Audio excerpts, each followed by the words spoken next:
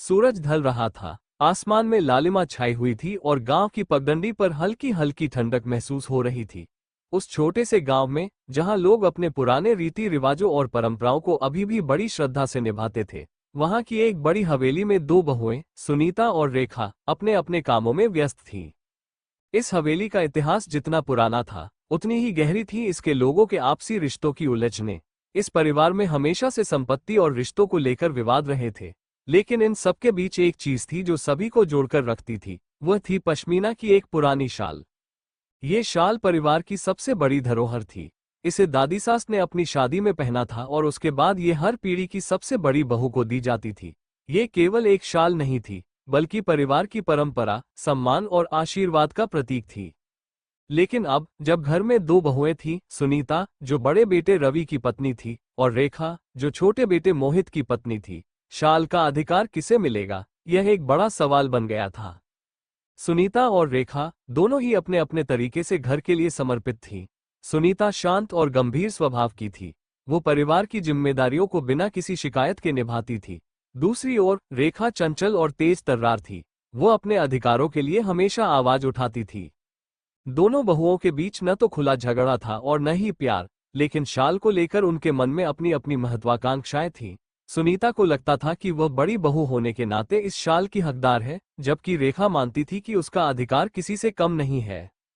दादी सास, जो अब उम्र के अंतिम पड़ाव पर थी, ने एक दिन पूरे परिवार को बुलाया और कहा, ये शाल हमेशा से हमारी परंपरा का हिस्सा रही है। इसे पाने के लिए केवल बड़ा होना या छोटे का सवाल नहीं है। ये शाल उस बहू को मिलेगी जो परिवार को जोड़कर रख सके और सबसे बड़ी जिम्मेदारी को निभा सके। ये सुनकर दोनों बहुएं थोड़ी असमंजस में पड़ गईं।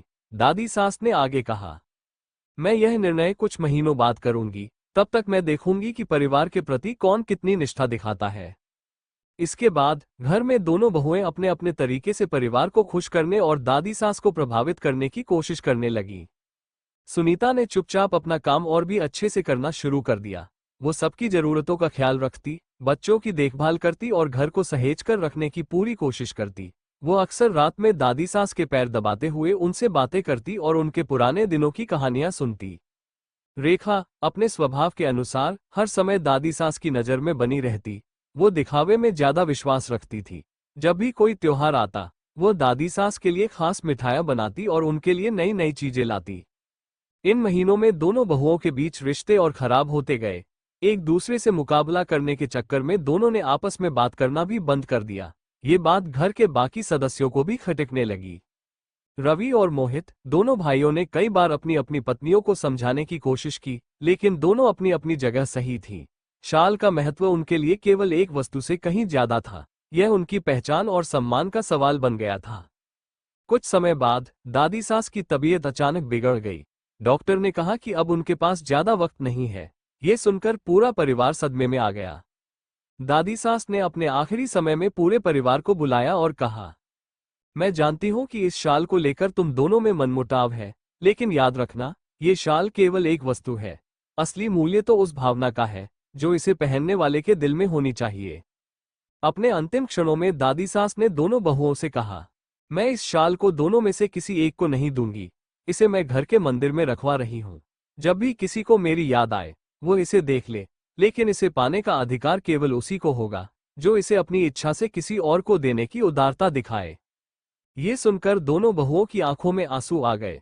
उन्हें समझ आ गया कि उनकी आपसी खींचतान ने परिवार को कितना नुकसान पहुंचाया था। दादी सास के जाने के बाद दोनों बहुओं ने अपनी गलतियों को महसूस किया और अपने रिश्ते को सुधारने की कोशिश की। शाल अब घर के मंदिर में थी और दोनों बहुएं मिलकर उसकी देखभाल करती थीं। समय ने उन्हें सिखाया कि रिश्तों की गर्माहट किसी वस्तु से ज्यादा महत्वपूर्ण है। पश्मीना की शाल अब भी परिवार की परंपरा का हिस्सा थी, लेकिन ये केवल एक वस्तु नहीं थी, बल्कि एक सबक बन गई थी। संपत्ति या सम्मान से बढ़कर परिवार के रिश्ते होते हैं। शाल हर पीढ़ी को ये सिखाती रही कि प्यार और अपनापन सबसे बड़ी विरासत है, और शायद यही वजह थी कि वो पुरानी पश्मीना शाल आज भी उतनी ही कीमती थी जितनी पहली बार दादी सास ने पहनी थी।